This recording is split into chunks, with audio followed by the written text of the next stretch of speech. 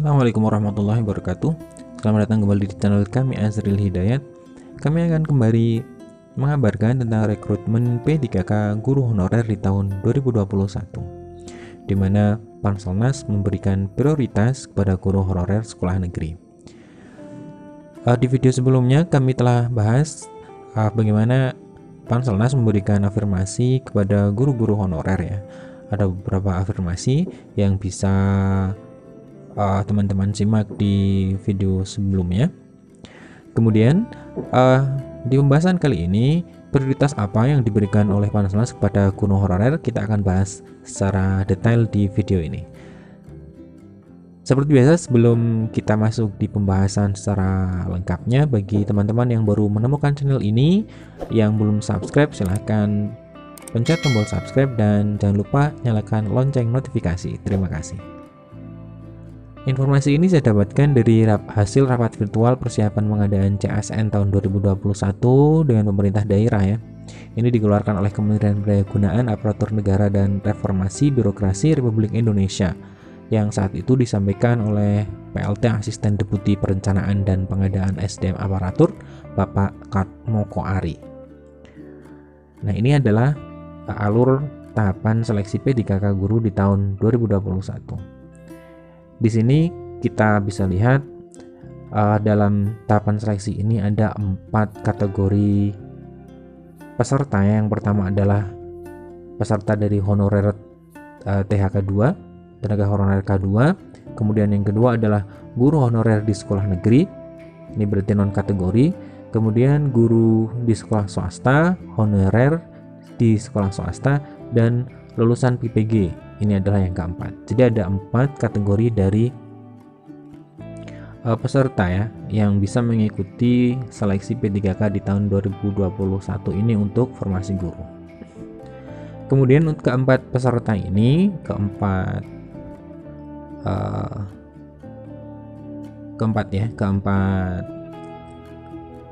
tenaga honorer, tiga tenaga honorer dan 1 lulusan PPG ini.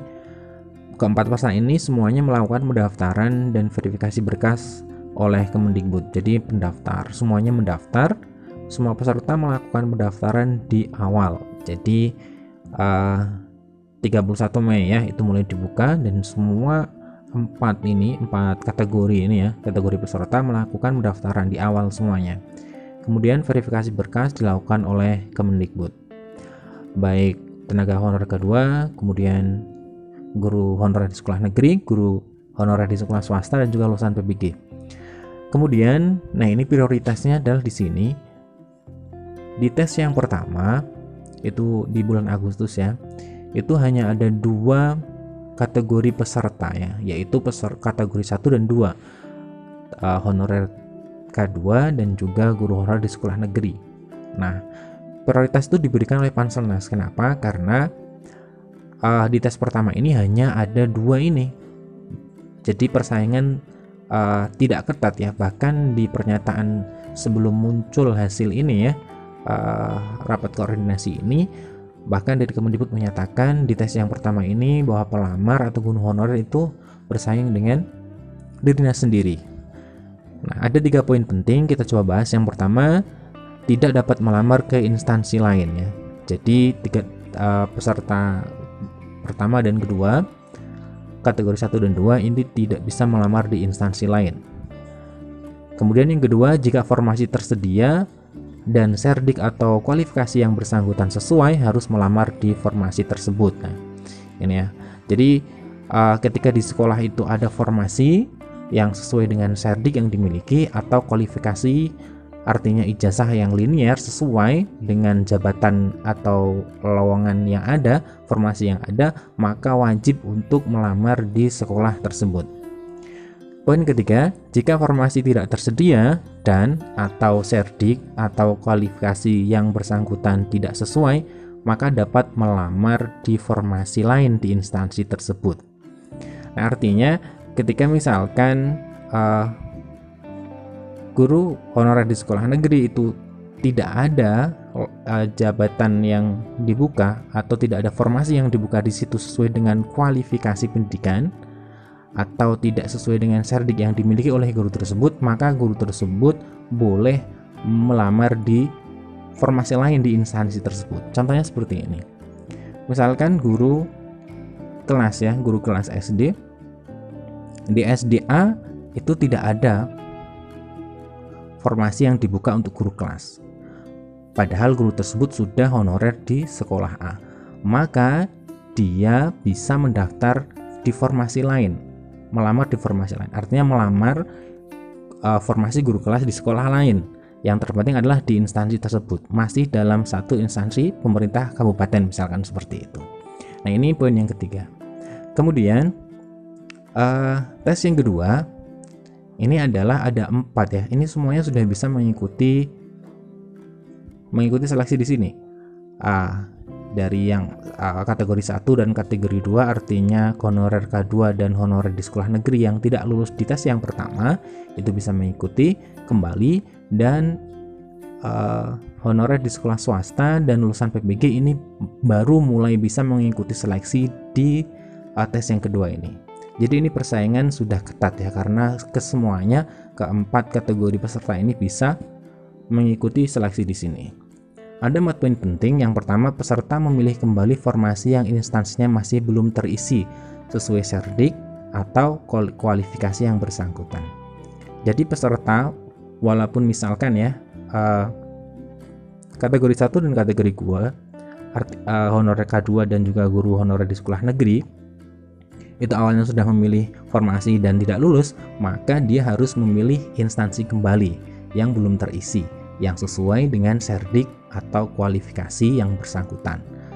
Kemudian yang kedua, peserta 1, 2, dan 3 tidak dapat melamar instansi lain.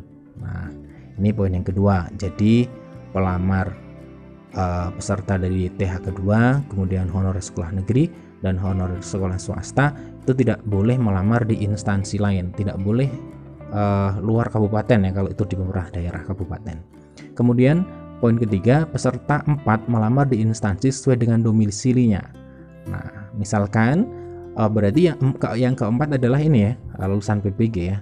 Jadi lulusan PBG dia melamar di domisilinya. Misalkan dia asli di Kabupaten Semarang misalkan, maka dia melamar di situ. Kemudian diambil nilai tertinggi antara PG1 dan PG2. Artinya peserta yang melamar di jabatan yang sama, di instansi yang sama, maka dia akan di ranking ya, dan diambil PG1 dan PG2. Ini adalah tes yang kedua. Kemudian untuk tes yang ketiga, pesertanya masih sama, yaitu dari THK 2 atau saya sebut di awal adalah peserta kategori 1, kemudian guru honorer di sekolah negeri, guru honorer di sekolah swasta, dan lulusan PBG yang tidak lulus, maka dia bisa mengikuti di tes yang ketiga. Kemudian poin pentingnya adalah peserta memilih kembali formasi yang belum terisi sesuai serdik atau kualifikasi yang bersangkutan. Tetap ya, dia memilih kembali karena formasi, tentunya formasi awal yang dipilih di tes yang kedua ini sudah diisi oleh orang lain ya. Makanya dia memilih formasi yang belum terisi sesuai dengan serdik yang dimiliki atau kualifikasi. Kualifikasi yang dimaksud adalah linearitas ijazah dengan jabatan atau formasi yang dilamar. Kemudian yang kedua, seluruh peserta dapat melamar di instansi lain. Nah, ini poin yang kedua, semua peserta bisa memilih di instansi lain. Artinya ini bisa memilih di kabupaten lain ya, kabupaten lain.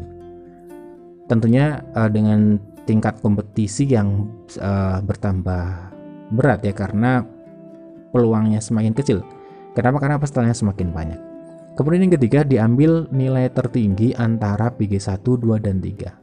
Ini ya, jadi passing grade 1, 2, dan 3. Nanti di ranking mana yang mencapai passing grade, kemudian 1, 2, dan 3 itu yang diambil. Ini adalah tes yang ketiga. Kemudian bagaimana dengan pengisian formasi kosong? Nah, setelah tes ketiga, formasi yang masih belum terisi akan dilakukan optimalisasi. Maksudnya bagaimana? Optimalisasi ini adalah dilakukan berdasarkan ranking penilaian sekolah yang nantinya akan ditentukan oleh Kemendikbud. Jadi artinya nanti ketika masih ada formasi yang kosong, tes 1, tes 2, dan ketiga, kemudian masih ada formasi yang kosong, maka pengisian formasi kosong ini dilakukan berdasarkan ranking penilaian sekolah yang akan dilakukan oleh Kemendikbud. Ini adalah alurnya, alur tahapan seleksi P3K guru honorer di tahun 2021. Yang menjadi kunci menurut kami adalah di tes yang pertama. Bagi honorer ini diprioritaskan karena di sini hanya ada dua pelamar. Dua kategori pelamar itu tidak saling berkompetisi. Kenapa? Karena sejatinya honorer K2 dan juga honorer non K2 mereka memiliki data masing-masing di Dapodik ya. Di Dapodik adapun di website BKN ya yang menampung data honorer K2. Artinya mereka memiliki tempat masing-masing di sekolahnya. Sekian informasi dari kami. Terima kasih. Semoga memberikan manfaat. Saya akhiri. Assalamualaikum warahmatullahi wabarakatuh.